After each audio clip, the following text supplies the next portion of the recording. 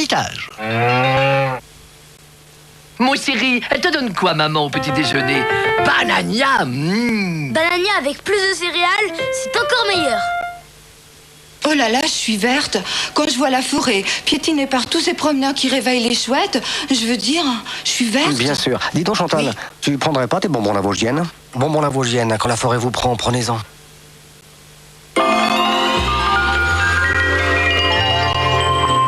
Avec BASF, retrouvez les couleurs fantastiques de Ciné Dimanche.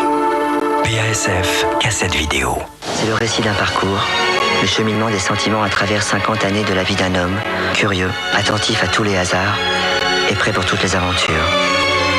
Et comme cet homme est de plus en plus persuadé que les plus belles années d'une vie sont celles qu'on n'a pas encore vécues, il ira encore plus loin et plus vite pour nous emmener là où nous avons tous rêvé d'arriver un jour. Et à 23h05, Sissi a changé. Ce n'est pas l'itinéraire d'une enfant gâtée. Sissi, le destin décidé pour vous. Mais une enfant gâtée dont l'itinéraire est tout tracé. Sissi. Sissi. Sissi. Sissi, c'est bien votre deuxième film du dimanche soir.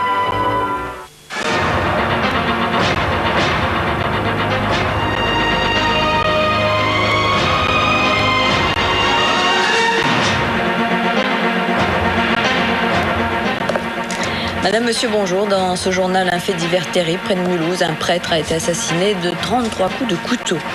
La prise d'otage à Lima, au Pérou, avec le discours très ferme du président péruvien contre les guérilleros. L'hommage des Romains à Marcello Mastroianni, qui sera inhumé cet après-midi dans le cimetière de Verano. Et en patinage, un titre de championne de France pour Surya Bonelli, un 9e titre et un beau retour à la compétition. Les enquêteurs s'interrogent toujours sur les circonstances exactes du meurtre. L'autopsie a en tout cas révélé que le curé de Kingersheim, dans le Haut-Rhin, a été assassiné de 33 coups de couteau. Il s'occupait des plus démunis, il dirigeait la paroisse depuis plus de 20 ans. De nombreuses personnes se sont réunies pour une veillée de prière dans l'église. Bernard Nicolas. Un bouquet de fleurs sur un portail, c'est l'hommage de Kingersheim à son prêtre assassiné, une petite ville de 11 000 habitants traumatisée depuis que le corps du père Jean Hull a été découvert vendredi matin dans ce presbytère. Depuis 2 jours, les gendarmes s'affairent, recueillent tous les éléments qui leur permettraient d'expliquer la mort de ce prêtre sans histoire. Ils recherchent en particulier l'arme du crime, un couteau. Jean Hull a été tué de 33 coups de couteau sur le dos et sur les mains. Le prêtre était installé depuis 20 ans à Kingersheim. Il était l'ami de tous et plus encore des pauvres et des déshérités. Ici, personne ne comprend qu'on ait pu s'en prendre à cet homme de bien. C'était un homme super. Je ne comprends pas ce qui a pu arriver. Je ne comprends pas. Enfin, ce type, il ne faudrait pas que je le tienne entre mes mains. Pour moi, c'était un ami. Et puis un prêtre, vraiment un disciple de Jésus-Christ. Et je pense qu'on aura l'occasion de le dire et combien il a aimé les gens d'ici. Et nous, ses confrères aussi. Excusez-moi de ne pas être trop long maintenant. Jean Hull ouvrait toujours la porte à quiconque sonnait chez lui, qu'il soit un ami ou un inconnu. Chacun savait que son presbytère était accessible et que ce prêtre, aimé de tous, vivait seul. Autant d'éléments qui vont compliquer la tâche des gendarmes enquêteurs. La grève de la faim de 4 enseignantes à Toulouse. Les maîtresses auxiliaires se sont installées sous une tente, place du Capitole, et mènent leur action depuis une vingtaine de jours. Elles veulent rencontrer le ministre de l'Éducation parce qu'on ne leur a toujours pas attribué de poste et qu'elles sont au chômage. Elles viennent d'être emmenées ce matin à l'hôpital et il y a une grève de la faim analogue qui a été entreprise hier à Paris. Le bras de fer au Pérou entre les preneurs d'otages qui retiennent toujours 340 personnes, l'ambassade du Japon et le gouvernement péruvien. Le président Fujimori a fait un discours très ferme hier soir à la télévision.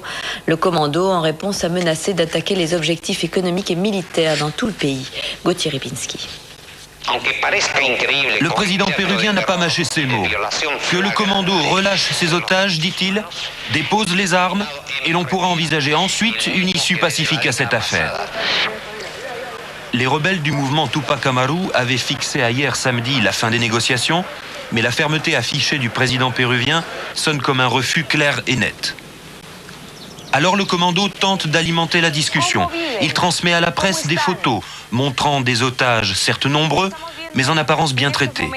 Il diffuse également un communiqué où il n'est pas question d'abattre les otages, mais de lancer une offensive militaire dans tout le pays au cas où les autorités péruviennes ordonneraient l'assaut contre la résidence de l'ambassadeur japonais. En fait, un compromis pourrait être trouvé à condition que le gouvernement péruvien accepte d'améliorer les conditions d'incarcération des quelques 500 détenus dont les guérilleros réclament la libération. La fin du 29e congrès du Parti communiste français. Robert Hue doit clore les débats aujourd'hui. Il a déjà obtenu que l'essentiel des militants se rallient à son idée de participation communiste à un éventuel gouvernement de gauche en 98. Le secrétaire national veut que le PC dégage une base d'engagement commun avec le PS d'ici les législatives. Robert